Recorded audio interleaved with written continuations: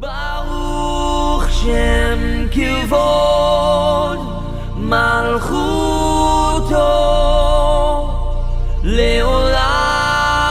Vaed. Hebrew Root Awakening hi atobulra ganrin na chuina tina poni chi alo ma se ka thinlunga Hebrew Root Awakening mi in achan chuan arin na hi atobulra gin aron chui ang kami chui na khani ber mai mo chu wa atobula ganrin na enge ne lo ni chi harin chui na hi ani ber maya awakening kan han dia kan zora ma hian awakening kan di don harna kan dia kan rama harna kan mel fiat dan hi chu khuanga ron rianga an ron bingbil tanga alaya athen an muanga an lamanga an ho theilowanga chuan top theilowanga anga kan harna anga kan fiat thin dan kania amak de chi tele control theilo chi le athen kan an sarak na sa chuan enge ni a hlo thing anga ngai na te ti mai mo soi selan ni loin ka kan rabina harak lo mel fiat to da na nia kan rama harna te hi ti po article ka logic ve to wa chu chiar du te po oma sang khat zakua le paruk atragin kan rama harna kan mel fiat na sang khat zakua som par rukve la kan hara sang som thuma chuan som ruk le tia som kwa le tia tikan kan rama harna dei kan lo chang ve to thina ma seng khang kan rama harna mizo is christian in harna kan han ti ang le tuna keini zion ministry na awakening kan on ti hizo anin ang reng lo top mai ni mo so wa awakening kan han ti hizo keini aijan afim kar tamaya a chui tanget nget mai ni so wa hei awakening kan han ti poi harna han ti ngodang ka valam pui chia mang chi ni lem lo muthu han har kok na am si ni ber mai zo ka ne a ming dan te kan tia hey Hebrew Root Awakening mizo trong pon ka da thiam chelo a he prai trobul a har tharna tina ni de ber maya chu he prai Root Awakening tia soi po hi ani thowa Hebrew tile he prai ti enge dang lam na ti hi kan Google Kualvel na hil inang de orenga ni man pol theyani ti kha a hril fe dan ne maya aya chiang in khadu ni chuan Hebrew ti le hebrai thi ngem dang lam ne ti kha lo in zirve to mai ro chuan hei hi the great Hebrew Awakening anan ti deu kher boka chuan the third great awakening ti pon soya hei hi internet vela te ko dan sang omani ti na ni mai ro se the third great awakening ti pon soya chuan mi hi allo har to chuan hemi harna mi nan chan to chuan malam pang pani nan kalta chu movement aron ni ta ka ba hian Hebrew Root Awakening chang tu te hian movement nan on siam ta chu Hebrew Root movement tia soi ni ta chu HRM tia to alam toyan soi mai na po hi zir hey hedia spoon feeding anga helai dar kar khachuga fia thei turan lowa YouTube lo en tu te pon helaya engeri ifora muzal chunga en minute som thum borbel ya har hin bei sei reng su kanron soi hian kanron soi hong de tanga chu nangman I lo tuipui ve a lo zui ve I du chuan I teima chuan teima ki chua I zui ya I du tak ta aman in senso huam chuan he harna hi chang ve thei ti ani deu ber mai chu tiang tan chuan Hebrew Root Awakening Hebrew Root Movement ti te hi lo zui tan kan han chop chua sakse ni se chuan Hebrew kan han ti hi athen khala chuan ifrit keini ho ministry chuan Hebrew kan ti lutuk lo ifrit kan ta hi an mani Judah te poina an lamdan ifrit ani ta hei atong trobul hi enge ni Hebrew Root Awakening ti ya eng ti na ge mon le ti zo nei lo zo ka ringa chu wang chuan aum zia hi ti hian kan da le lok ani maya Hebrew ti thuma la tanga local ani e antia chu luira le lampang mi mo chu Bible pum puyen chuan tu te chan chin soi nge ra le lampang mi mo nova tang kan soi lo ka nova fa pa shema fa pa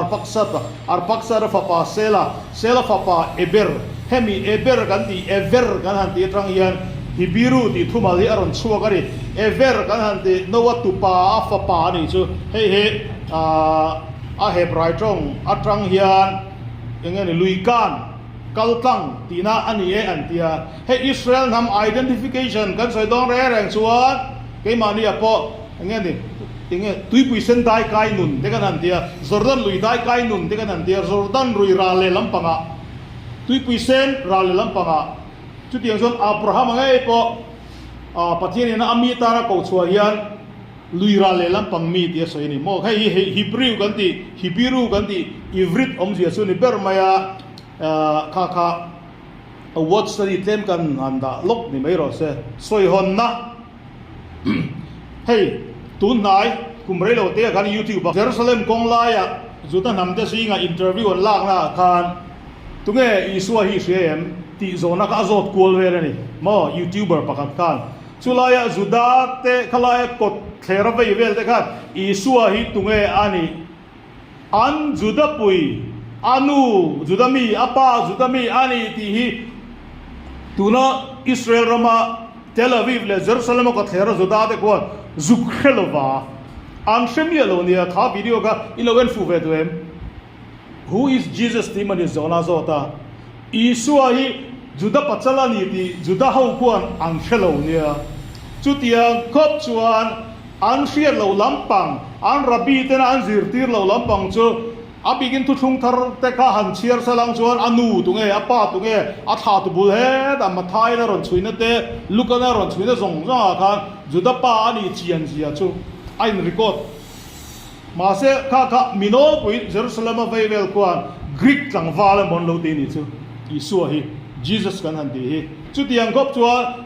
ingeri kan shia lo lampang chu kan lo thla lo thei ni hei kan ron soi chon na chan chu hetiang chia hian voinia mizo Christian no pui te hian ko khan pol sang om te hian an ko khan an pol chobul hi an shelo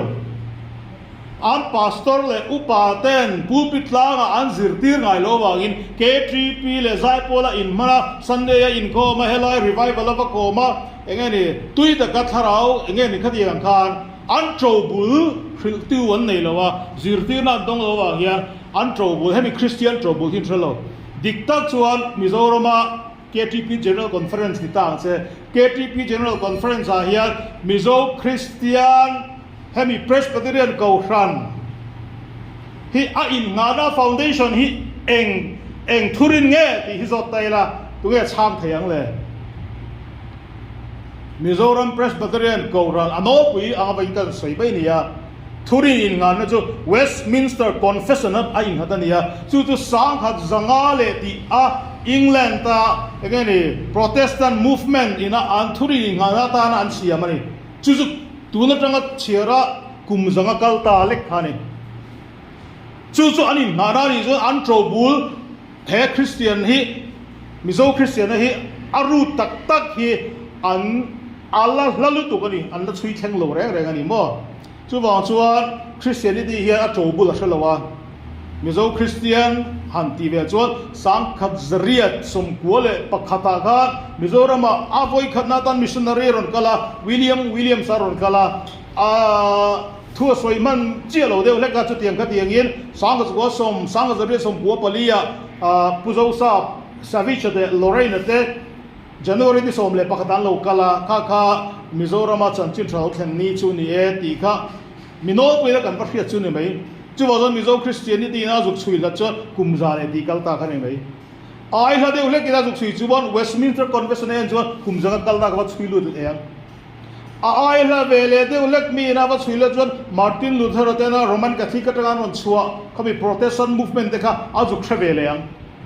ma se kumza bi khatna Christiana chobul tak he minol puian kan thelawa chu asan kan chobul hi Israelism ani di kan thelawa chu Hebrew root awakening ina aron chui chua hi ni hei kan ramina amamo chu ani Hebrew root awakening chu kan rin na chobul chui let le duna tui hal na chu zumin he har tharna lo nei hi ni kumza bi khatna Isua zui tu te le Isua ring tu te khan eng ang rindan ngen lo nei chia voinia Christian Baptist te UPC te Methodist te Presbyterian te Seventh Day te Salvation te na azirtir dan hi ani mewem kumzabi khatna chu deujin Israel azirtir te zirtirem azirtir ten ring tu masa te na zir ti rem ti zuk chui let le na hi ni chui chin dan an culture le an kalpung an tradition chui trobul Israel pathian du zuk chui let le na le chui tui pui na chu ani ber mai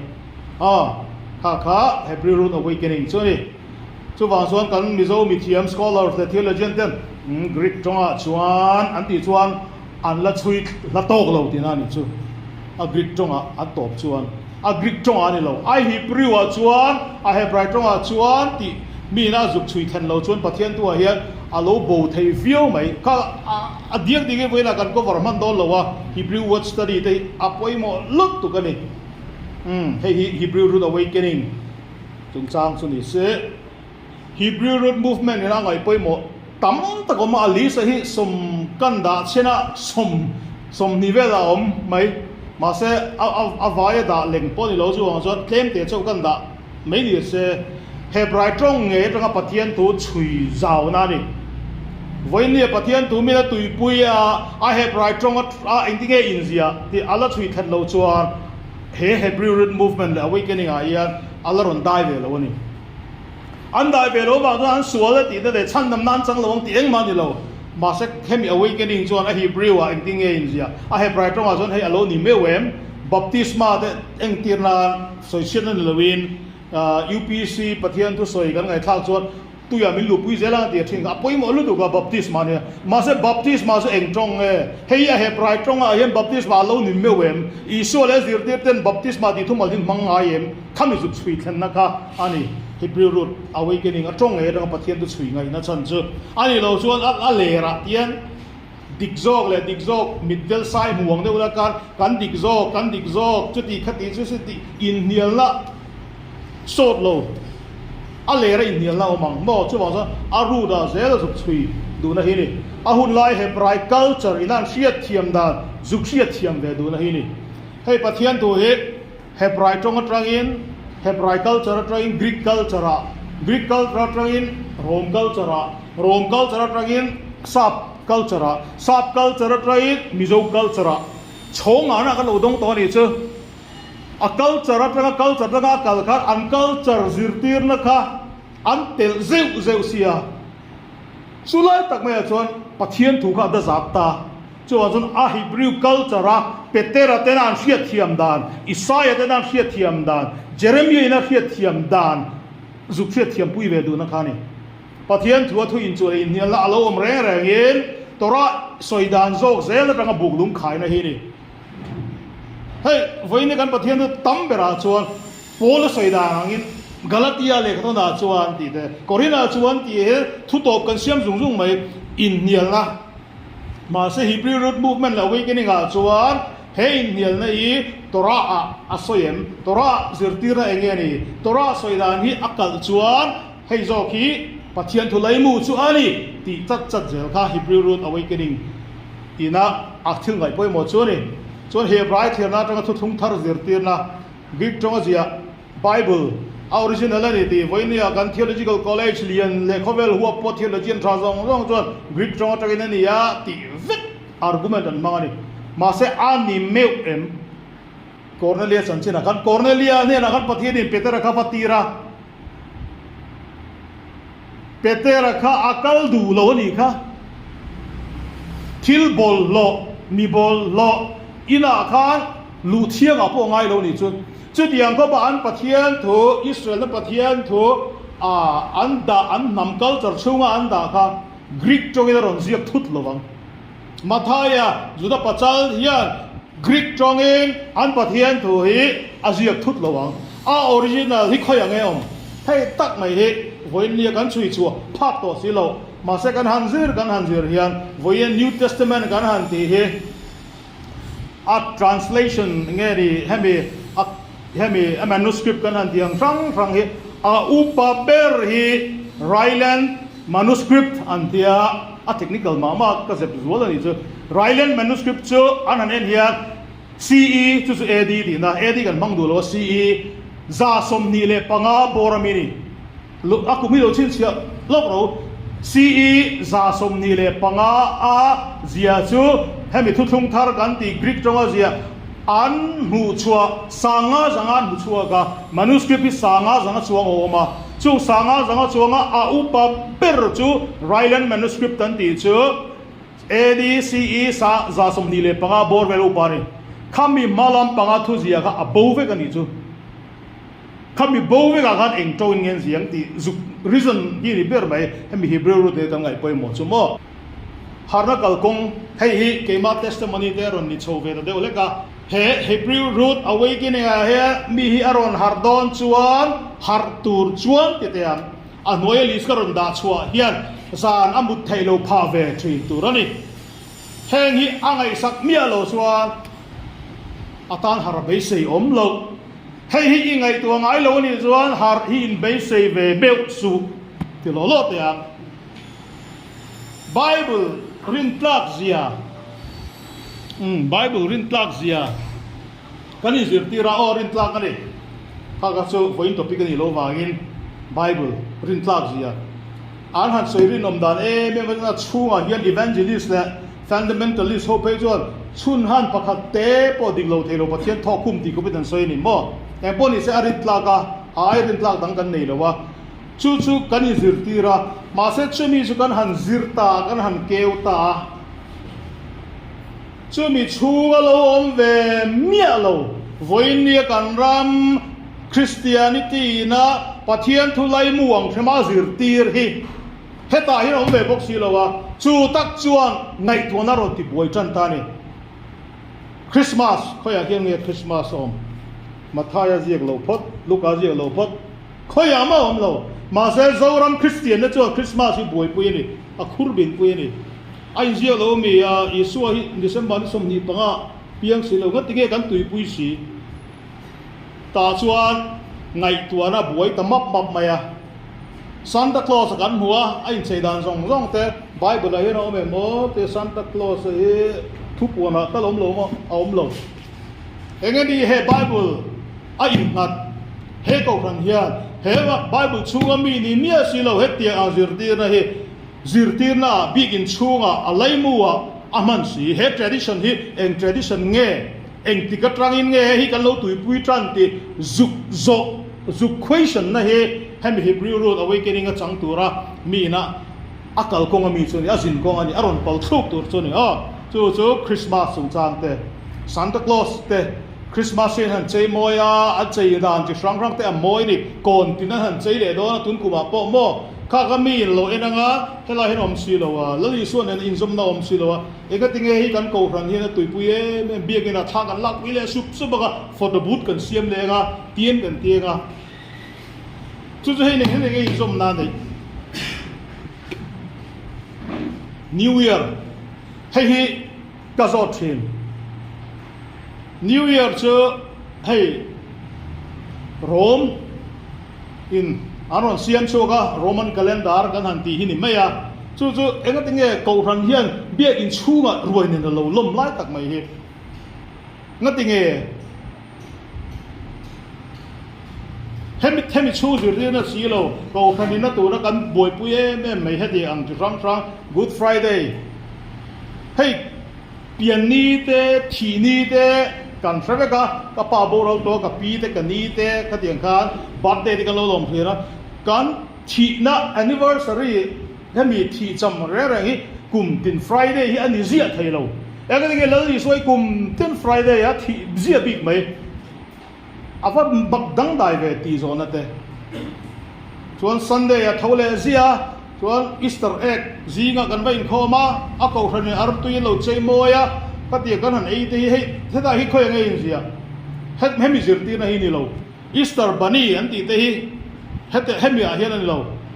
hemi lo zo atrang yan zirti na dang hi Christian he na ron lut rui alo ni zo ni ti vakiet na hi zo na ron siam ta ni tin kan biak in design dan te hi lali suwa le azir te kan biak in ro puyen saem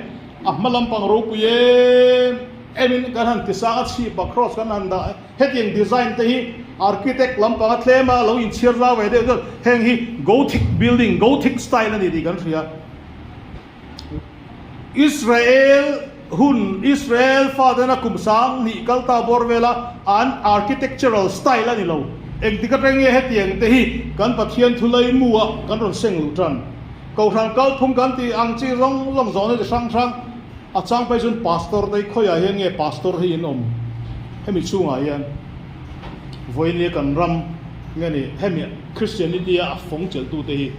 tin soma pakhat chung cha hetie me me thil pe kan han la ko ran an la run chung cham te tin Trinity zirtina kan an aum silo oneness zirtina angin aum bok silo baptisma ni sira karon soi to khamo hei he a he pride ronga zon baptisma lo ni re re si lawa nim phum tina ni maya baptizo ti chu ka ma se doctrine in hial na siam ta ka vai hei chu Bible Society in khovel pum huwa pin letling to lo me ang chu letling lo baptism ang hian da me ango boina chuak an ti vai baptisma ni da baptisma ni dik tak chu nim phum tina ni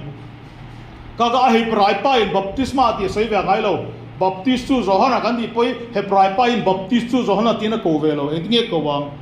nim phum tu pa tina ni mo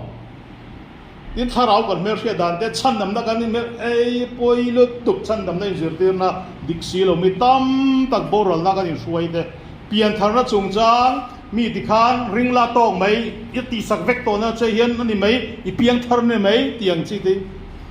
hetiang zirtir na hi ni lawa Israel zirtir na lawa isoi na azirtir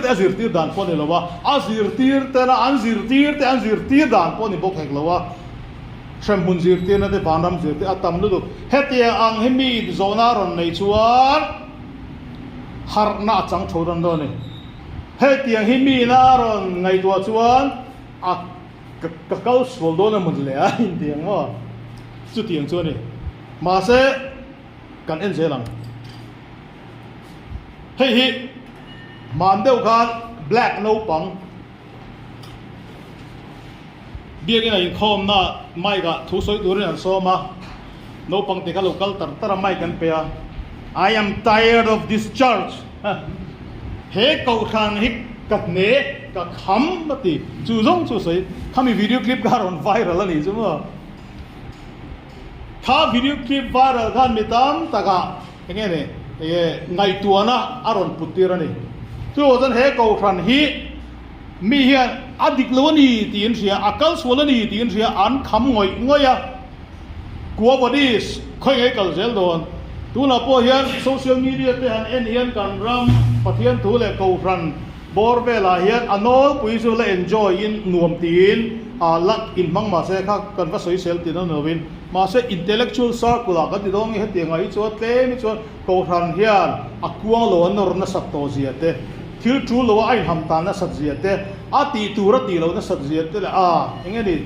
a chunga chom do lo ziate chu kan thave kan lo ni mo a chunga chom lo wa in ka mi chunga mi te ho kha chozong in ministry sang ra ron din ta hei tu na ko kan hu hi ni hemi zu khathiam tur chian hun akan harangai ni hemi hun he voinia ka soi fia man don mi lawa kan soi je uri ngotang a hun cha hi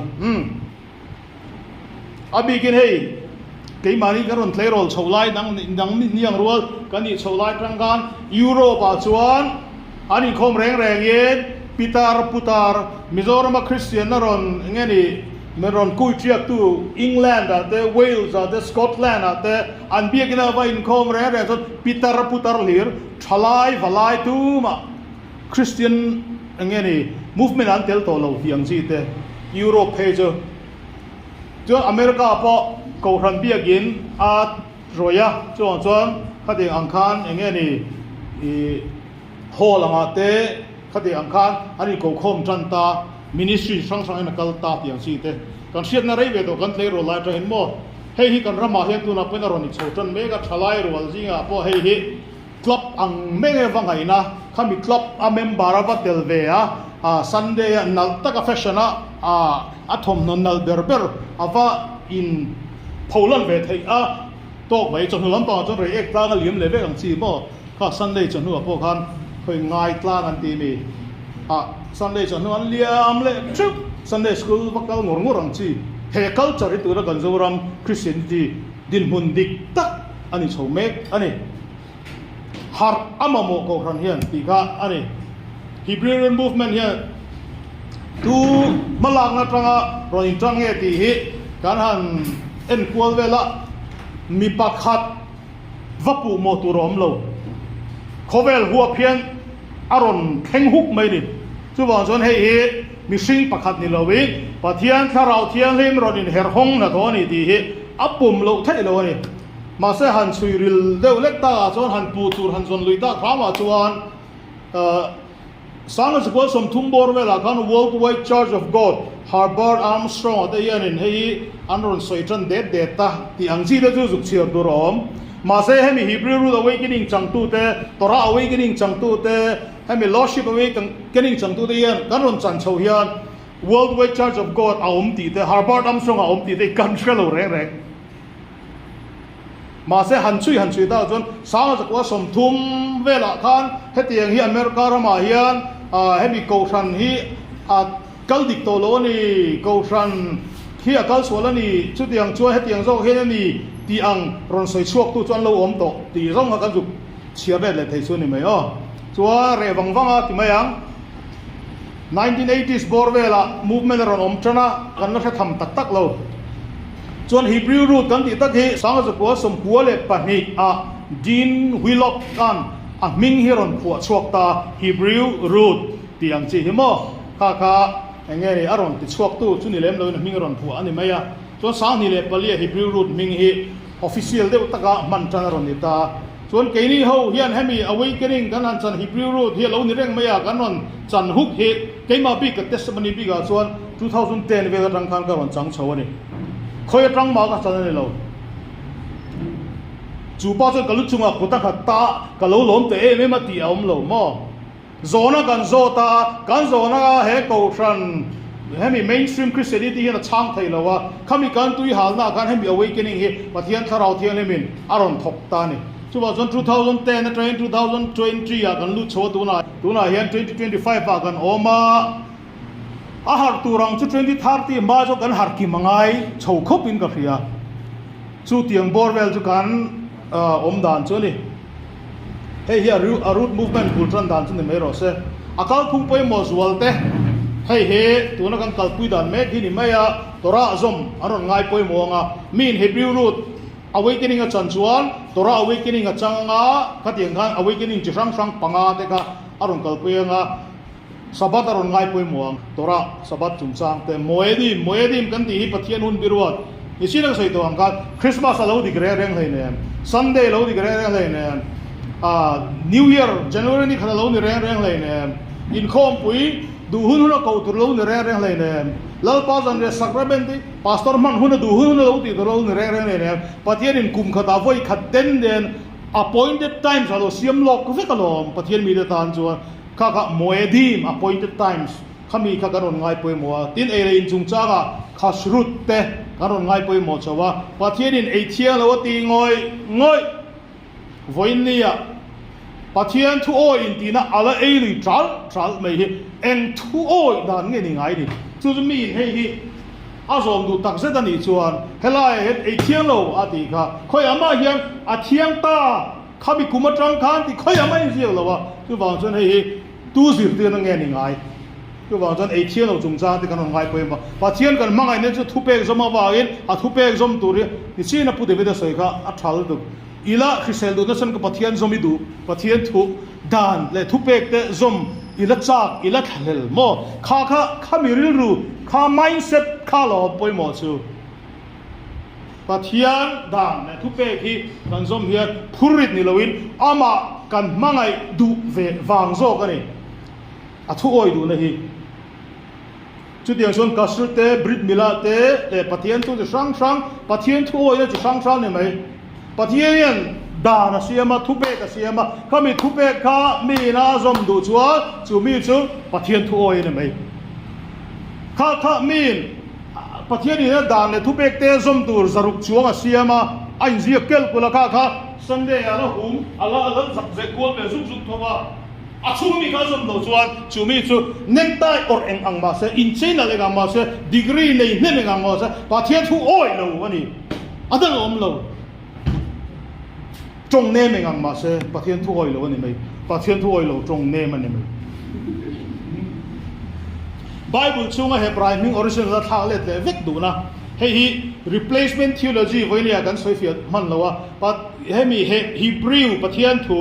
Greek pai na aru chua ka Greek pa ta Greek na aru chua ka Latin pai na aru chua ka Sap pai na aru chua về lệ à kami culture sang sang a an mani culture milan ruk chua ka a original angin bắt thiên thu hi chỉ là kan mami kan khoi dang lam lo tur ti bắt thiên là thu pek moการทักทั้งกันดูดานี่กันมีสิ่งชาติกันเราเจ็บลุดเวให้มีป่วยเสียช่วยว่าจนอันนี้ปุ่มไม่ตัวนี่ช่วยว่าจนประเทศมิงดิตักเราทักแท่งเตะอิสราเอลมิงเราทักแท่งเตะโซเลเตมิงเตอิสราเอลมิงจงเราทักแท่งปวดเวลเตดูเรานะให้เฮบริวรู้ไม่ให้รอนกัลปุยนี่ถึงไหมอ่ะให้ไอเชียร์โซกิน Sacred Name Awakening กันสวยอ่ะถ้าใคร YouTube อ่ะเอ็นดูจนเราเอ็นไม่โดนเนี่ย Sacred Name Awakening Zion Ministry ที่อาคารส่วนเฮบรายเบียกด่านกัลพุ่งไอ้อินคอมจำพลังปังอาคารให้บราคาเตสิดูร์เตจงใจด่านเตเลยครับอย่างสังค่ะการพักอังตกคานอันนั้นที่เวนนกก็เฮบรายเบียกด่านกัลพุ่งอินคอมด่านกัลพุ่งเตกันโดนอย่างเงี้ยนี่มานะที่ชินด่านกันซุยกันเล่าไปสวยนักอาลูซุยอามาไงนะอาลู practice ชินด่านออกมาอามาไอ้ทัศน์เช็ดต่างใช่ไหมล่ะยะข้ามีตีด่านทักทั้งอาเจนเตเลนตีด่านกันทักทั้งไอ้ส่วนมานะออริจินัลโซวัดลุงเลนนั่นเลยวัดดูเลยนะข้าฮิบริดมูฟเมนต์น่ารุ่งกัลปุยนี่พวกเตน่าเฮบรายตรงสิรเตอัทุมัลโจบุสิรชีกดูนั่นเตจีนักสวยตัวอังคารปะขัดเล็กนักนักรอนเจ็บโดนตรงอัสิรชีกอัวัดสตดีปุยโมจิฮิวัดสตดีที่สิรตีระดิกเราฮิวัดสตดีว่าสิรชีกเดียวก็เกียรอาฟิอาลุตุกทัดนี่ส่วนจุดได้จริงในคริสเตียนิตี้อัชไลเตให้มีลากกบฮิบริดรูทมูฟเมนต์นะตัวนักกัลปุยเกดีเป็นกันหันกัลปุยเมกี้นี่อะจุดได้เจนเดลเตคริสเตียนอินการะเลย์ดอกบริดจ์มอให้มีการอนกัลปุยเมกบอกว่าให้กันติดตัวกันติดโต๊ะเราลุตุกเกอร์จุกันอินคลาสงกบไหมฮิบริดรูทเอาไว้เกินเลยแต่ชูวาบิกทุบปะขัดเล็กตรอนลัดชัวกังกติจูให้เนี่ยแต่ชูวาฮิมิโซเตนะกันดูแม่มันนี่ยังไงเนี่ยแต่ชูวาจูซิมนะมอพูลปิตลาอีวานเจลิสเตนกอสเปลแคมปิ้งกันบวชเสียเองป้อนนี่เร่เนรอเซขัดยังอ่ะรุยเราง่ายแต่เลยมิสวลเดลเลยติดหัดดูพวกเราเต้นหุยก็มาอันพวกจิลนะจูซิมแต่เฮนี่มอซิมเราอีดำโดยซิมโรอิจุอินซิมโรอินุลังไงซิมโรอีรุกนซิมโรอิเลบรุกซิมโรที่เวกันนี่ข้าถ้าซิมโรอันที่สุติโตสุตีน่าอังนักเรียนการทั่วกันยังอาซับป้าทั่วกันพอ repent อันนี้เรื่องส่วนที่อิติชินไลครับเอ็มที่นั่นข้อสักวันปลงอัตรงอ่ะเองดำโดยเราตอลชินเตเองมันนี่ทิ้งเราตอลชินส่วนไอ้มูชัวประเทศเนี่ยซิมส่วนอัตโตระวังมองข้าก็ซิมนักกันหันตีกันเทียบเทียมดันส่วนนี้มาใช้ฮิบริวรูดาส่วนซิมในแต่ชูวาเราเนี่ยแต่ชูวาสุเองที่นั่นเองที่โตเราที่นั่นเราที่เราแรงกีร์ที่นั่นเราเนี่ยกีร์ค่อยงี้กีร์อ่ะอีรูดอ่ะอีโจบุละจุดอาส่วนกีร์อ่ะมีเหี้ยโจบุละกีร์เราส่วนซิมมาประมาณนี้เราแรงส่วนซิมในฮี return to your root กันนี่ส่วนให้มี Christianity เฮียซิมนักวันเถงfull form simna full version adu chuan Hebrew root movement da hian a in chiangai ani top mai ni kong da ngom lo chu lo chu simna da ngom lo a to bula azunga alu da nga chuan kum zabi som na ben zabi nga na zabi khatna lali so hun la ya pathian thua chu da rang chuan le da nga mitam tak chuan hei kan ram Christian na chu cross akir le ro ten tia a thave lutuk tho ka soiเชียนี่เมียเราเนี่ยมาเซ็กครอสอาตบเราประเทศถุยมอ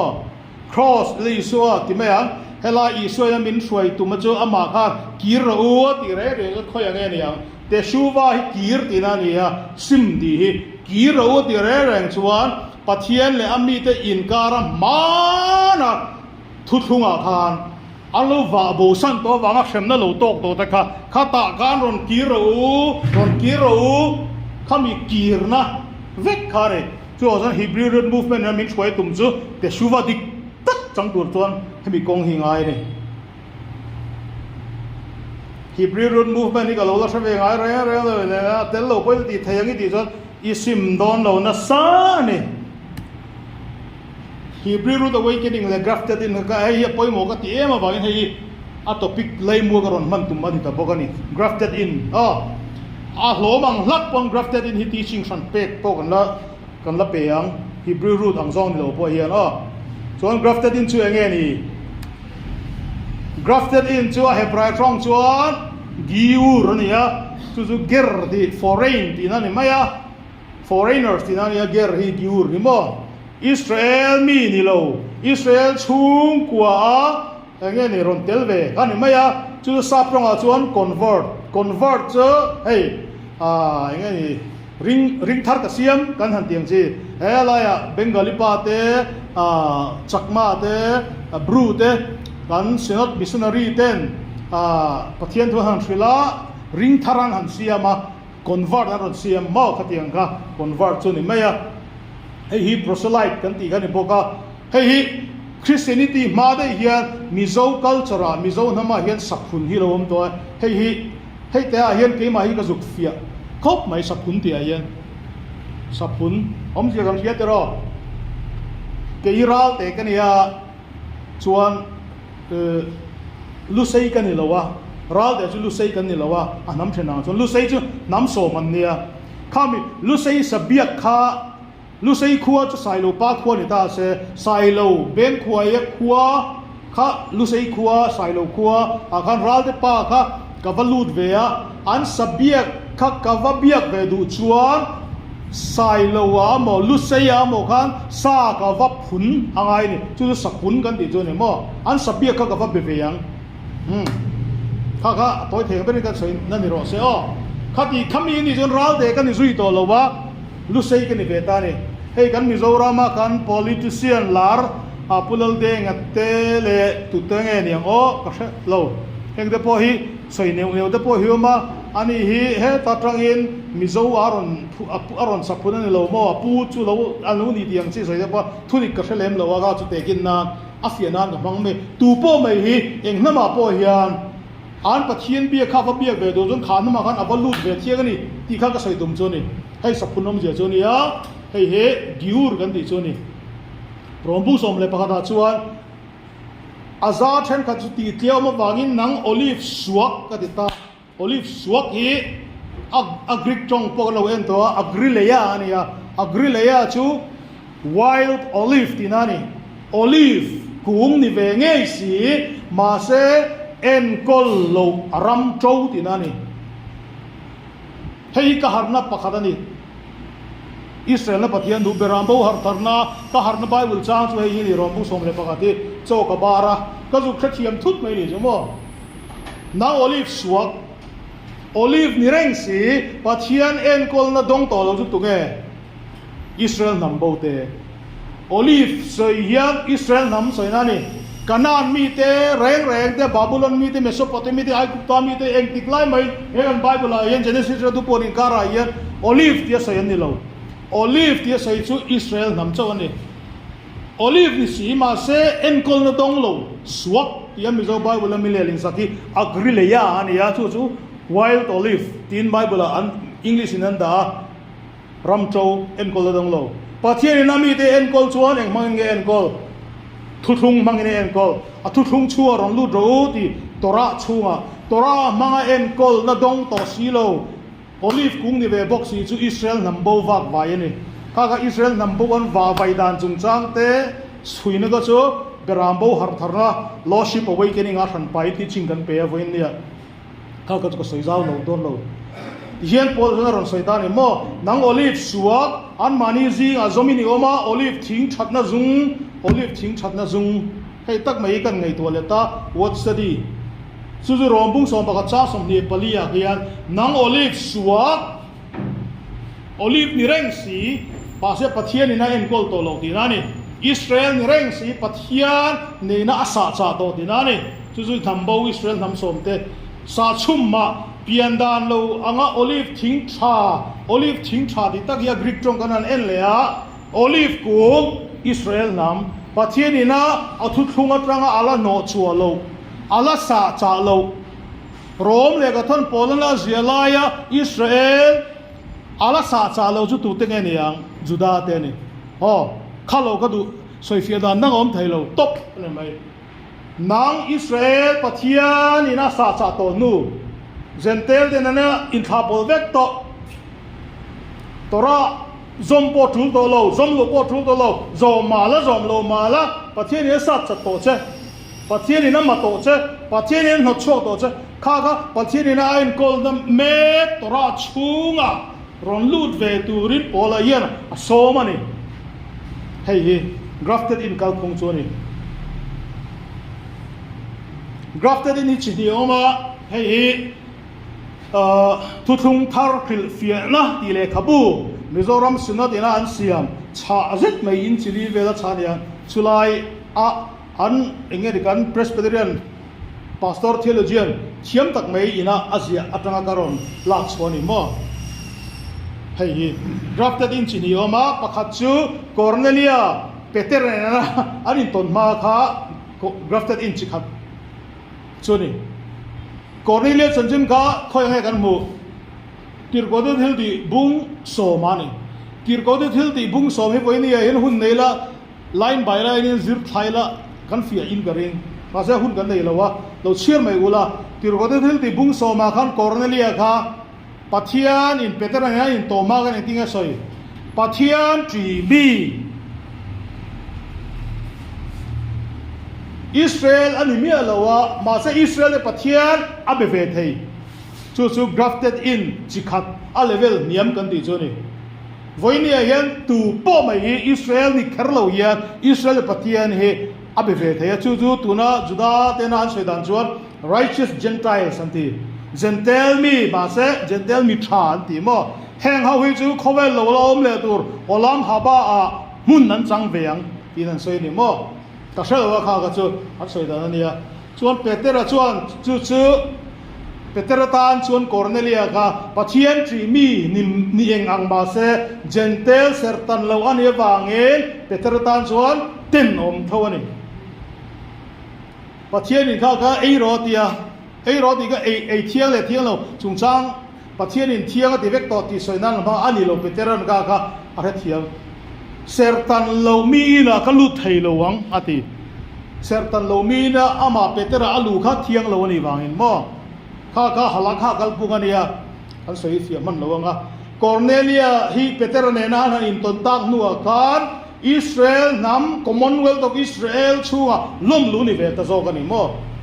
he grafted in chikhat oma a level niam oma a level sang zo ka hian gentle mi tu po mai he Peter da rong bol na trang in Israel Commonwealth ta hian Israel khwale tu ni dur hian Isua thi senzara hian so malo ni vek zo kani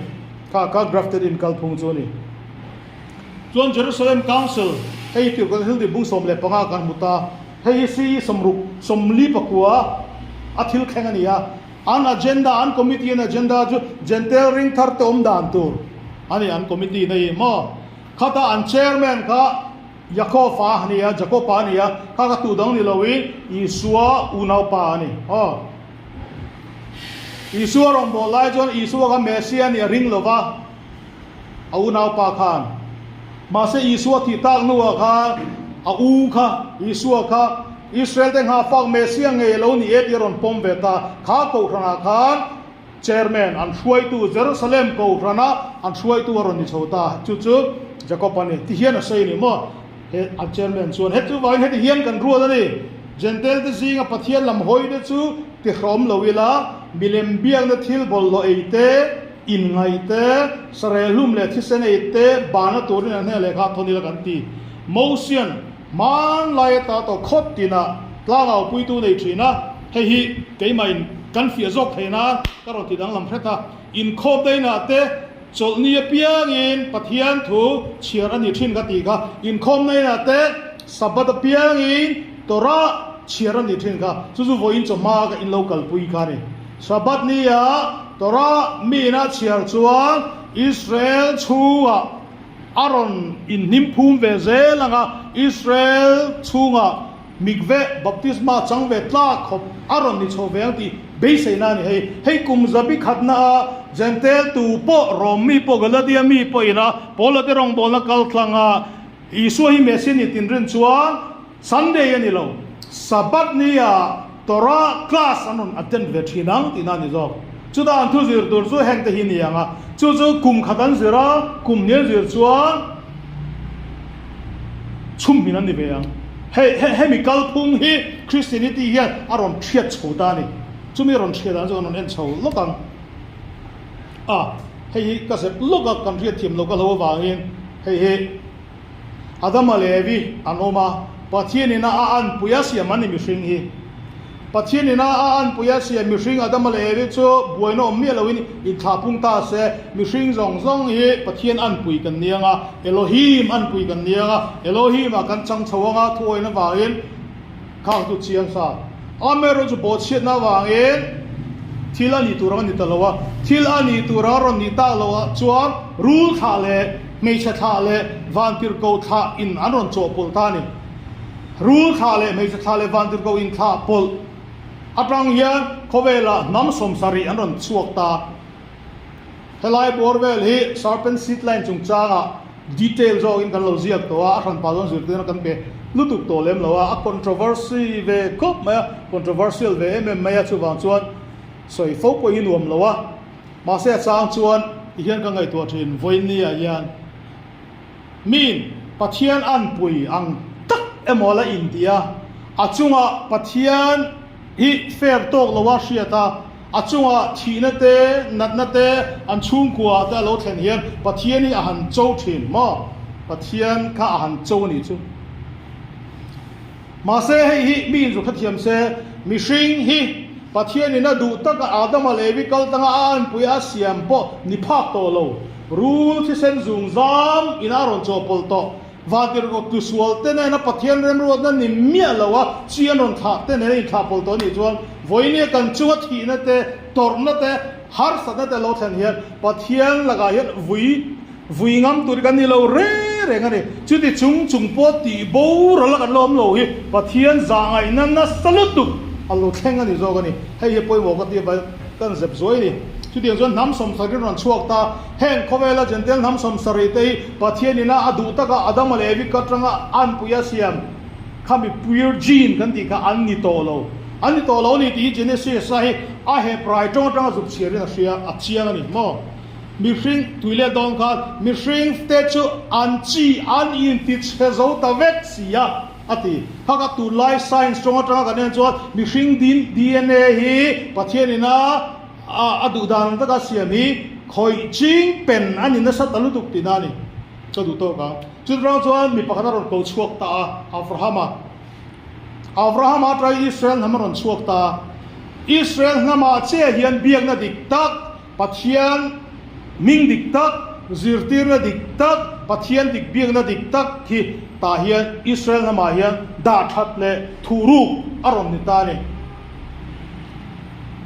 mi than kha chuan hei religious pluralism te lara theologian zinga sa khwa zong zong nam sang hian pathian hi eng tin mani kalo be pop ve ka chu van ram hi engani khopui pakhat apan na kong sang kan lo kal hi o vek maya chu wang chuan khowela sa ko sang heng Buddhism te Hinduism te Islam Christian Judaism te tu ma in do lo tu ma in be cholong pathian dik tak kan lo be vek alo religious pluralism Hinduism zir te rani hei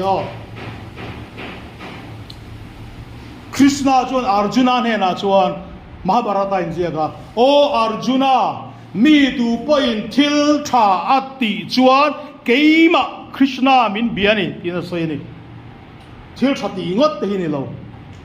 satana po hian thil thate zir tir ve vek tho sakho zong zong hian zir tir ve vek tho ma se biak na dik tak pathian biak dik tak ni china ka kan bu ka ne engani sabat poi mo zeron so ya sabat poi mo ke ma atana em yam chu sabat chu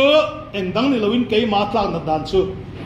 leile van siam tu dik tak Elohim dik tak in amangai ni ti minga sign nan ni ka ti signature chuti khop cho sabat he pathian dik tak biak na ne na in thunzom ani ka bank account na zon ka signature tel lo chuan paisa lak chhuat thei lo ka pin lo chuan ka ATM tel lo chuan paisa draw chhuat thei lo chu tiang chuan pathian dik tak bik na hi sabat hi chabi ni ti mai ang chu pathian a ron chin china ke le kami te inkar chin china ni a ron tikal kala ni chu pathian bik na dik taka chuan gentle nam som sari wak dar ta da hian pathian dik taka tu man belo an be ve emo kan ti chuan pathian in ami te a ron than bik angai na chanom lo reng reng kanan nam khang hit how te give girgas how te jebus how te hian pathian dik ta kan belo ai kupta mi te babylon mi te medo perse te greek te rom te hindu pathian dik ta kan belo kan mi zo kan pi pu te pon pathian dik ta kan belo soi tur tam lut tu khai seminar la nei ngai pathian dik tak biak na Israel pathian biak na dik tak hi heng gentle zong zong te yan biak ve du chuan Israel da Hebrew anon lu ve ngai anin hei hi cha bi chu ni chu thei ngai lo kha phal zen zen ni ngai lo kha thei lo top chu ni lo wa ma se phal zen zen ni lo kha Isua Mesia khoi na wa in mi zong zong ta aron hong zau ta de aron hon zau chu van ram ni lo in Israel pathian hi Israel na system ma biak ve phal sakan ni ta ni zo mi tu poi ni sua hi Yahowa mi tir Mesia ni ti apom chuan Israel pathian biak dan system om to sa adang aron duan bel lawang Christian kau khana ron duang suak jop lawa om to sa kha aron lut ve ya phal sakani hei ma se Judaizer na nashiat pol lo tur ni Judaizer he nge om je kha tur chuan Talmud zirfe aya kha ka poi ni kan man lawang grafted in chronology ju hei ni si somthum le pasari train gentle te hi isuarin na zara Israel chu kwa grafted in sapun phal ve tan ani chu chu ma saber tu gele in fiat vek kha tir godel di bung som Cornelia kani chu si somthum le pasari ve le ne akum hien maro si somthuma Isua in ati turatia rongabola ti turatia kumsari chung nga ka kumsari chung kha gentle te na ni lowin an unau juda te na che pathian thun soi juda te ka sim tiran tum ngat ngana juda te khan sim lo chuan temple la chedona apoira khadon lu tukani tin fiat bangin juda te ka sim tiran tum ngat ngat kumsari chu ma se an sim ta lo bangin pathian in gentle tan kongkaron hong ta chu si somthum pusari ga ne ya ama sabera gentle sapun Cornelia kan hutane chuan si somthum le pasari tragin pola ron lang chhochana pola hi si somthum le palia eng in chun thu ga ne ya kumthum chu arabia thalera training ne ya chuta aron ki le hian si somthum le pasari ya ron bol than ta ti mayang chuta zo in hial na sa a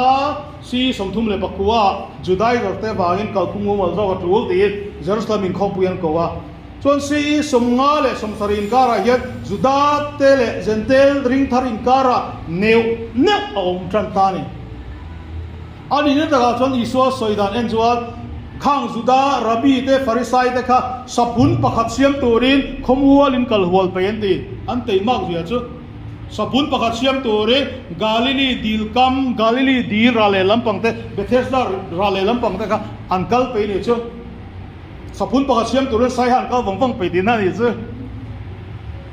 an loma gentle ring tharten kha Isua kaltlanga Israel na pathian thu sabat ni tora den on zir chau kha an lom ul tu kani ma se rin dan dik lo Isua an khen be an nol kha mesian on pom ta si khami kha neu ron om chhotan ta chu tu Isua solo kan khan ka minga wang in ta ni na den man ti rang chawanga ka minga wang in khom na ina te in la hnung anga ti ka anu kum sang ni nuwa voinia ni lowin si somnga le somsarin kara khan gentle ring thar ta kha sinako ka sabat nia tora an zirwete an phal sak ta lo ni chuan si somsari nulamatrangin sang wain katimai ang grafted in hi atop chho ta hria gentle ring tu te azungatrangin sa chan nia Christian ron kal chho ta kal sual na ron tran ta ni juda den no dar ve kan nia temple di chet ve kan nia gentle te an kal sual chho ta na khovel ju kum sa hi chu hun thima min lu puita voinia hian chu hun thim chu kolaron eng dona harna I khoveloron tuam le tran ta อันนี้กุมสางนี่ซุงเฮกเอาทันหุ่นทิมอัตบชวะหุ่นหนักกันหารังไงโกลรอนเองชวะฮาร์ตูร์เขาเวลปุ่งหัวปีนฮาร์นักจิกสังรังอินารอนตัวมชจนเมกันนี่ซุงฮาร์นักปังอาจิงกับปังอาจิวันนี้กันสวยเมกินี่เฮ้ยอัดกุมอัครอนจีการอนดาเลบกกันเนี่ยมามินให้ไอ้หนังทุกไหมอ่ะเห็นเลยลูกอ่ะอีสัวรองบอลเลยสิสมนิปัสสาวะรองสิสมทุมินการนี่ที่ไม่อย่างอ๋ออาเจียเลยเองก็มาเดียวอ่ะจวนก็นี่ลุงรัวเล็กไทยแล้วว่ามาจะให้ไล่บอลนี่กุมทุ่มเลจันเบเวลรองบอลกุมอารองบอลน่าตบตาอีสัวมินิสทรีอันนั้นน่าหลานะสิสมทุ่มเลยปัสสาวะอินการยันสิร์ติสมเลมปนิเตบอลละรอนหลังเวลอ๋อมินิสทรีอันนั้นกัลปุยอิสราเอลทำช่วงอาเจียกาลิลีรัมเบียละจุดายรัมเบียละสมารีรัมเบียละชุดอาเจียจนรองละบอลอ๋อกาลาตีอันละปากไกลแล้วมาเสียสีสมทุมปัสสาวะเจนเทลเตเน่นะปัจเจกเราอินพวงเบจันตัดเชียสีสมทุมเลปัสสาวะรุกสารีเอ็นโพลารองบอลนะจุดาริงเราตู้เตเลเจนเทลริงทัดอินการักินสัตว์สวายโพลารองบอลนะเจนเทลเตเน่จนชินจารอนพุดดาร์ตักจวนนี่จวนสีสมรุกเลปารุกเลสีสมสารีฮิหุ่นทิมการอนเทียเฮหุ่นทิมเฮียงเงกันดีจวนโรมเจเนอรัลเวสปัสเซียนเลอัฟปาเจเนอรัลไททัสเตนะเยรูซาเล็มจุดายรัมอันนนรูนหุ่นขานี่เฮติหุ่นลายยันมาทายบุ้งสมนีเลปลียลลีสวายสิไปเฮาเต็นขบยันหัวหุ่นอาจวนอาศิรตีร์เตค่ะตลางอาจจะตลางบอรวัตีค่ะอัฐหกนารอนเทค่ะอิสุวริงตูเตค่ะเฮมีสีสมรุปปรุกเลสมสรินการายาเยรูซาเล็มมีเตขังค่ะอันตลางโดมันรักจวนเยรูซาเล็มข้ามีจรอมสิไปนะอันหัวละทารุชูก็ต่อปะอันหัวตาอันที่เสนมันตรามชัวข้าตาข้าอิสุวริงตูเตอันฟิลีมันนี่อันเทลเวลวันนี่ให้รีคอร์ดเฟลตักอมเวกอันไงนมลุตุกให้หุ่นที่มันเดหุ่นที่มันรอนโซตาสมสรีเลสมกัวปะก็อินการายันจุดาเตเชมันรอนนิตาอินดิ้งเชมันนี่อันสิบตากโลวาอินเต็นกุลรงบอลนาโตป้าปุยเทียมรงบอลนาโตป้าปัทเทียนินเขาเวลากุมสังที่ชุ่งติไม่ยังอันเชมในจุดาเตเชมในสังที่สมทุ่งไอ้น่ะตบโดนนี่น่ะหลังบอกกันนี่มาสีสมสรีเลสมกัวปก็อินการายันจุดาเตเชมันนี่ชาวตากว่าอินเจนเดลเดนกูขันรอนเอ็นกอลชาวจันตาจุดตากูขันป้ามาสเปอร์จูคลิเมนเตอิกเนเชียสเตโพลิคาร์ปเตฮวันนี่ข้าเขากันอันไทยปะตอปินเอ็นกอลเวมาเซเจนเทลอันนี้วางินอิสฮิบริวรูทอันเดโลวางินอิสราเอลปะเทียนดูทากินเจนเทลคัลเจอร์คริสเตียนิตี้อย่างนี้นั่นรอนคัลเจอร์ตาสับักนี่ละวินซันเดย์อันนั้นเฮร์เจอร์ตาปะเทียนหุ่นบิรุตเตอันนั้นโนลเจอร์จันตาจู่ๆวัยนี้เฮมิคัลสวอร์จันนี่เฮมิไลโบเวลจังเฮนันนี่ฮิบริวรูทไปอินเจนเทลรูทอันนั้นโจวเจอร์ตาอิสราเอลกูก็จอมตัวนั่นจู่กรีกกูงาเตละตินกูงาเตอันนัวอังกฤษกูงาเตจอมรอนนี่ชาวตาวันนี้เองเขาเวลปอมาคริสเตียนเฮมิดเดิลอีสอัตรังรอนอินทันนิมาเซล่าเวสเทิร์นคัลเจอร์ซาบสาขวาที่อินเขาเวลินอัลเมอร์เชปานัสันเฮนิตานี่แฟกซ์กันที่เฮอิสุวริงตัวมาสับเบอร์เตก็สุดนำเวกอันนี้จุดได้รำชุมกาลิลีเลสมัยรำเบียนมีแต่เวกอันนี้เอกดิกไลไม่คริสเตียนตีเกา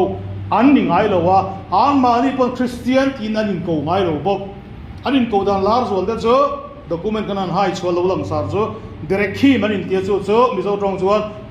people of the way ฮักกันดิสับตรงส่วน people of the way กงอามีเตอันนี้กงช่วยไงตัวราส่งตู้ที่นั่นนี่มั้งกงอามีอันนี้ส่วนตัวราจมดันดิกตะกินกันจอมฟาริสัยเดนันจอมดันตัลมุดเลฮัลลักฮะเลขัดยังอังนิลวินเกนี่จวนกงดานัยกันจอมที่อังชีค่ะเดรักขิมกัลพุงฮินีนาซารินที่นี่ก็ปกายอารามายตรงจวนนอตสริมที่นี่จวนเอโบนาอิสเตนว่าเฮติอังโปลสังเนี่ยเฮีจุดาเตเวกันนี่อิสุขเมสิอันริง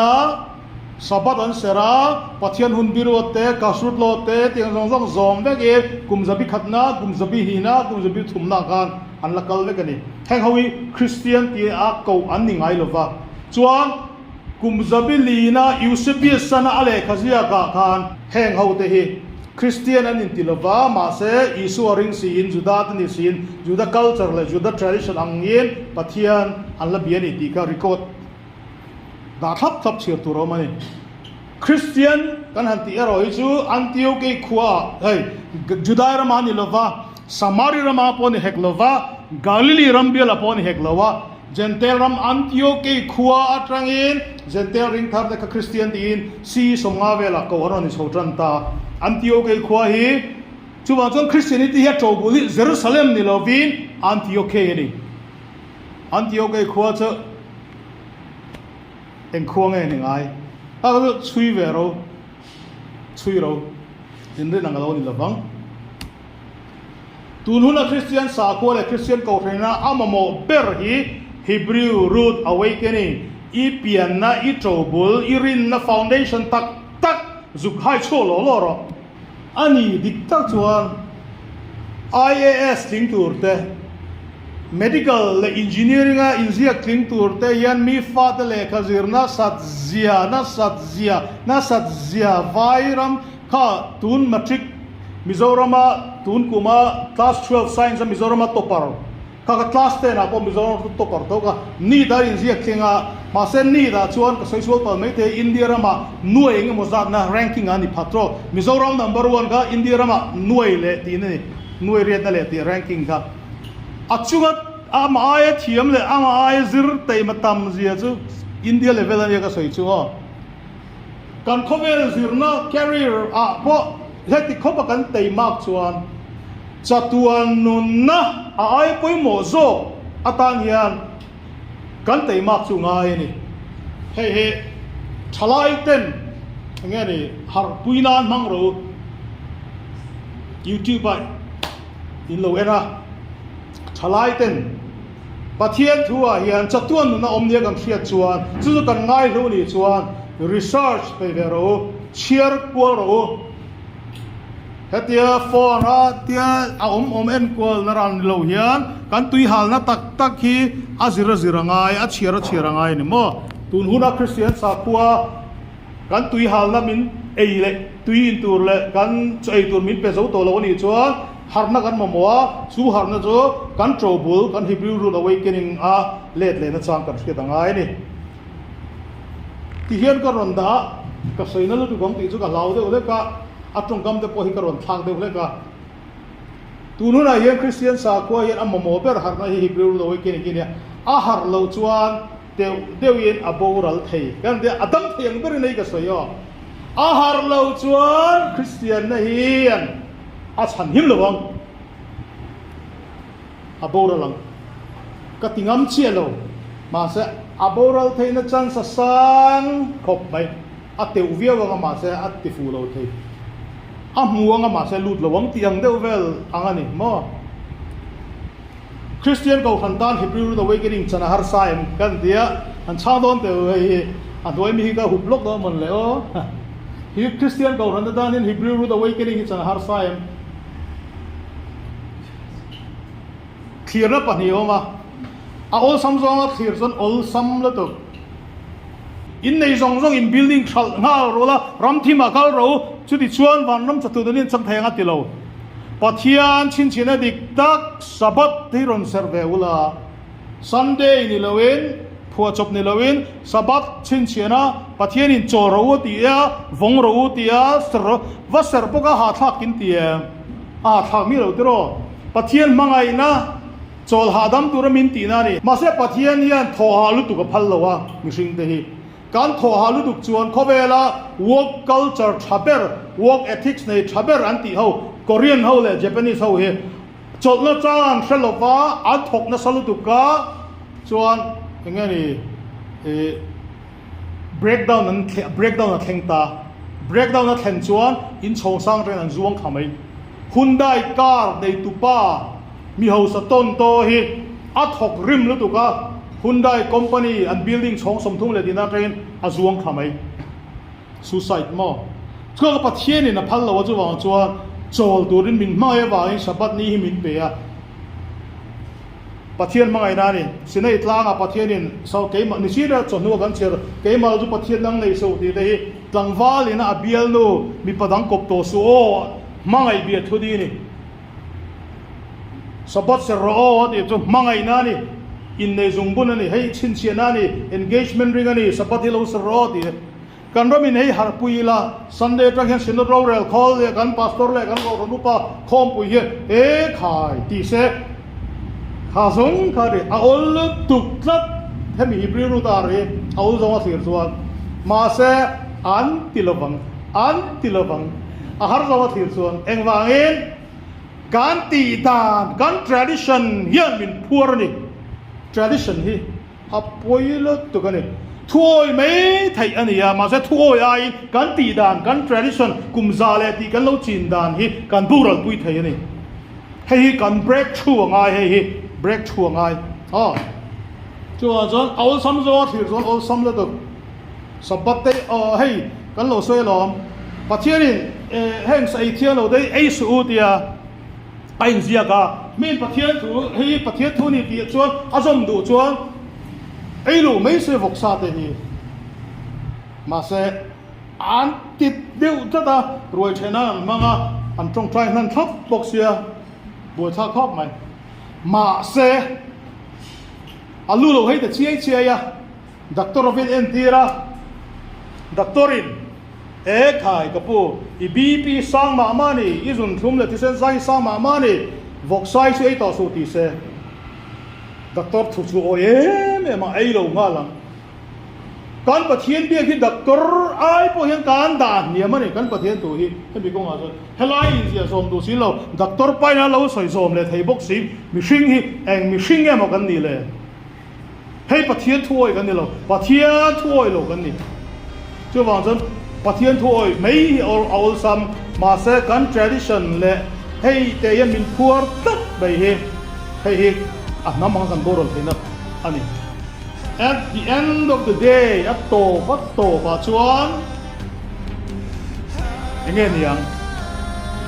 voini kan sir tirna ani pathian ageri bible chung sir tirna hi zo mai la hei kan trouble dik tak hedai lo in zia ka zuk let le na alo ni ber me chu chatuan nu na ni chu pathian thuoi na ni a khan pa tarau thiang lim na tanga o dang han don tum le chu tiang vel a po banga chong lo pathian thuoi mei du rian ke mani hi in bo chengu kha zong kha voi ne kan han soi de chin lo se kan du soi de pathian in thalai de mal ni som sak lo se